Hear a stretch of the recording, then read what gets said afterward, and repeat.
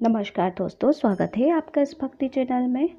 चैत्र नवरात्रि आ रही है, माँ का दरबार सजने वाला है और हम ज्वारे की खेती करते हैं। कई लोग इसे जौ की खेती भी कहते हैं, कई लोग इसे ज्वारे भी कहते हैं। एक साल में शारदीय नवरात्रि और चैत्र नवरात्रि पर हम जौ की खेती करते हैं और दो गुप्त नवरात्रि होती है, इसमें हम जौ की खेती नहीं करते हैं। तो ज्वारे कैसे बोए जाते हैं, आज के इस वीडियो में हम ये जानेंगे। और ज्वारों को बोते समय हमें किन किन बातों का ध्यान रखना चाहिए, ये भी हम आज के इस वीडियो में पूरी जानकारी आपको देने वाले हैं। जो बहुत ही पवित्र चीज़ है, ये साधारण नहीं है।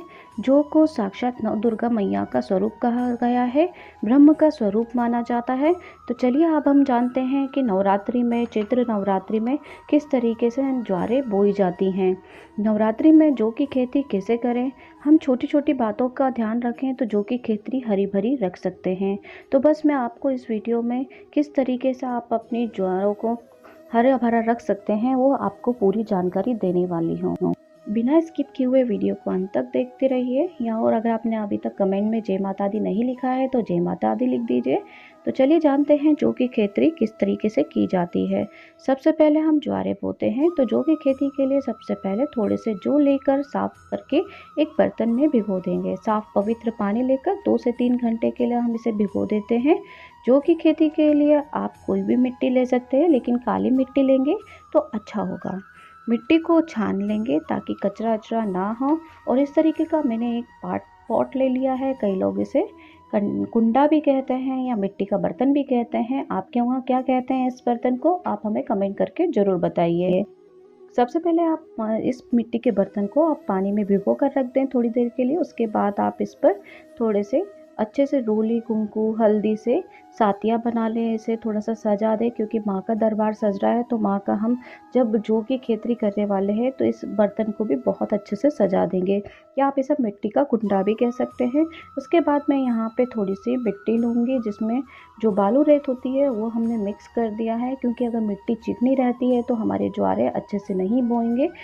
अगर आपके पास पहले से दरदरी मिट्टी, साफ मिट्टी है तो आप उसमें सीधे जौ की खेती कर सकते हैं। तो बस यहाँ पे देखिए, मैंने जो भीगे हुए जौ थे उन्हें अच्छे से फैला दिए हैं और दूर दूर हमने इसे फैलाए हैं। और इससे हमारा जो जौ की खेती है वो बहुत ही हरी भरी होने वाली है। लेकिन मैं इसे और भी ज़्यादा हरी भरी करने के लिए और इसे पवित्र शुद्ध रखने के लिए गंगा जल का इसमें छिड़काव कर रही हूँ। ज़्यादा पानी ना डालें, क्योंकि इस मिट्टी के कुंडे में यहाँ पर पानी निकलने की कोई भी व्यवस्था नहीं होती है, इसलिए आप थोड़ा थोड़ा पानी डालिए। उसके बाद इसे हरा भरा रखने के लिए जमुना सीड आप डाल सकते हैं। नहीं भी डालेंगे तो चलेगा, लेकिन मेरे पास घर में अवेलेबल थी तो मैंने थोड़ा सा जमुना सीड छिड़क दिया है। इससे सूखी सूखी खेती ना होकर एकदम हरी हरी हम यहाँ पे जौ की खेती कर सकते हैं। तो इस तरीके से हमने जौ की खेती के लिए सारी तैयारी कर ली है और हमारे जो ज्वारे हैं वो बो दिए हैं। इसमें आप थोड़ा थोड़ा ही पानी डालिए और अब आप घट स्थापना कर सकते हैं इस कुंडे के ऊपर, पूरी श्रद्धा और भाव से माता जी का नाम लेकर। इस तरीके से जौ की खेती की जाती है। हाँ, मैं एक आपको विशेष बात बताना चाहती हूँ। अगर जौ की खेती आप बोती हैं तो इसके लिए 48 घंटे के बाद अगर जौ फूटती हैं, अंकुरित होती हैं, तो आप समझ जाइए कि माता का आगमन आपके घर में हो गया है। मैंने आपको वीडियो की शुरुआत में ही बताया था कि शारदीय नवरात्रि और चैत्र नवरात्रि में ज्वारे बोई जाती हैं।